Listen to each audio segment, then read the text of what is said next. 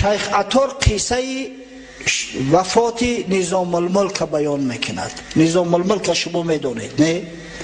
وزیر بزرگ، وزیری که به 3 پادشاهی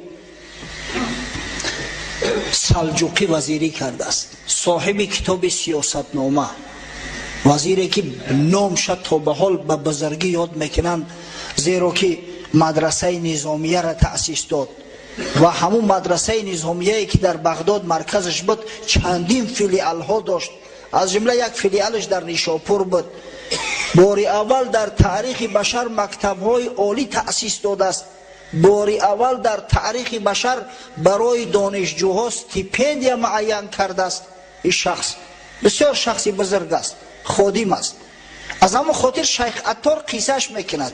شیخ عطاری که چندین عصر بعدتر بود، ببینه چی وصفش میکند. چون نظام الملک در نزد افتاد، گفت الها میروم بر دست باد.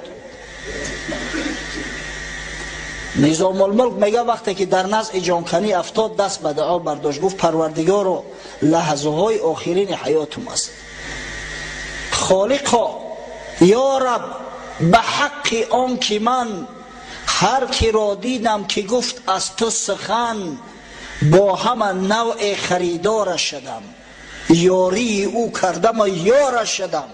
پروردگارا گفت من عبادات خدمت در پیش تو نمیکشم، شر میدارم، زیرا هر چی کردم برای خودم کردم. نماز خواندم برای خود خواندم، عبادت کردم برای خود کردم، روزه گرفتم برای آخرت خود گرفتم. من برای تو همین قدر کار کردم پروردگارا.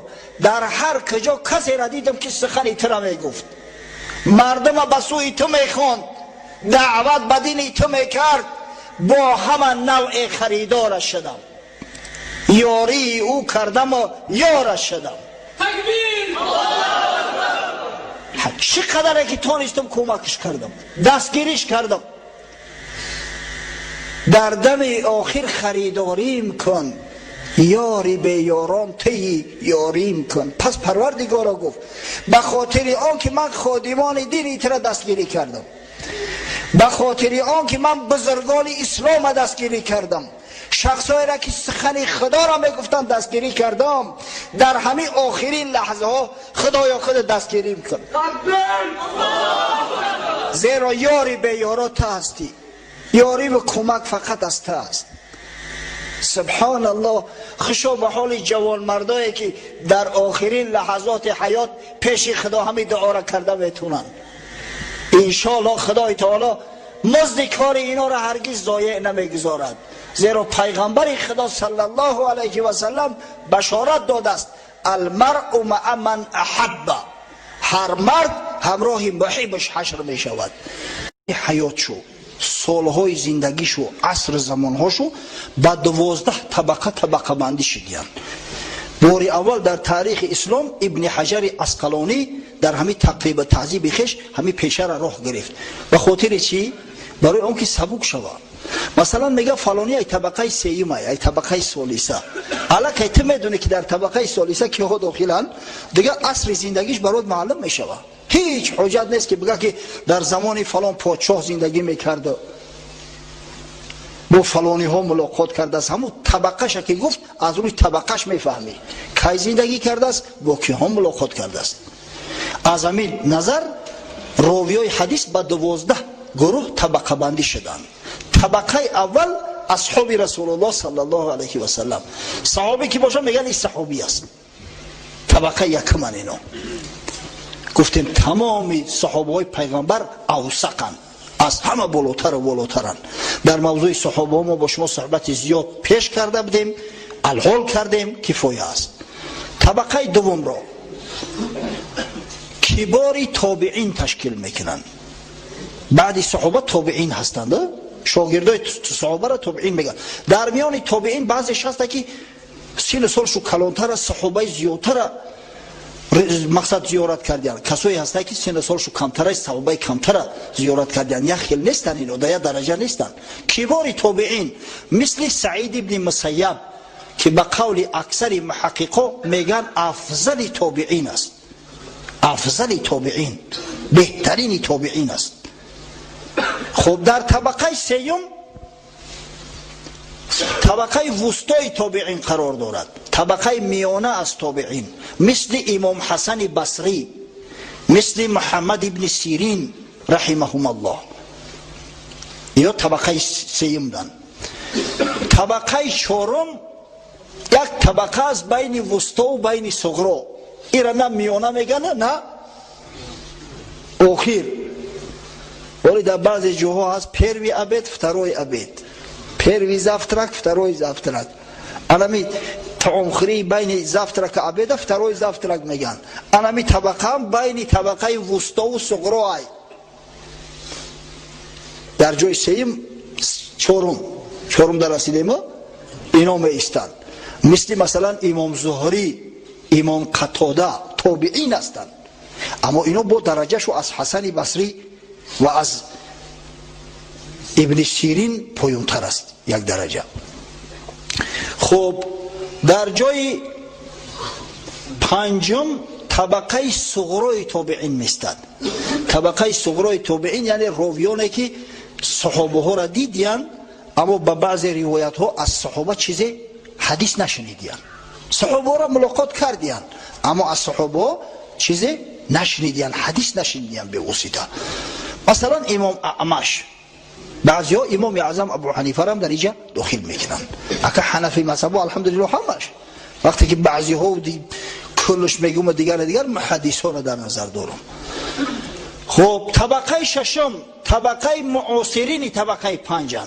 اینا یگان صحابه را ندیدیان، روایت کجا یگان صحابه را ندیدیان، هم عصر طبقه پنجم که هستن از همون ها حدیث روایت میکنن و از مثلا کبار تابعین حدیث روایت میکنن، مثل ابن جریج. طبقه هفتم در رسیده ما. طبقه هفتم طبقه کبار اتباع تابعین است. این سه عصر قرون مشهود به خیرند. در حدیث پیغمبر صلی الله علیه و سلم اومده است، حضرت میگه که خیر امتی قرنی ثم الذین یلونهم ثم الذین یلونهم. بهترین امتی من، فاضلترین امتی من امتی عصر من است که صحابه ها هستند. بعد کسایی که بعد صحابه ها میآیند یعنی تابعین، بعد کسایی که بعد از تابعین میآیند یعنی اتباع تابعین یا تبع تابعین. انمی گروه کباری اتباع تابعین در طبقه هفتمی روات می ایستند، مثلا امام مالک ابن انس، مثل سفیان ثوری. خب در طبقه هشتم این طبقه وسطای اتباع تابعین است، طبقه میانه اتباع تابعین. بزرگای مثل سفیان ابن عیینه، ابن علیه و غیره و هکذاها در طبقه هشتم قرار دارند. نهم یا گفتم که از روی تاریخ، از روی سال زمان تقسیم بندی شدگیان، این به فضیلت نیست، از روی سال و زمان هم تری تقسیم بندی شدگیان. خب طبقه نهم طبقه صغرا از اتباع تابعین است، طبقه خرد از اتباع تابعین. راویان چون امام شافعی، چون امام عبدالرزاق در همین طبقه داخل هستند. طبقه دهم طبقه کبار روات از اتباع تابعین.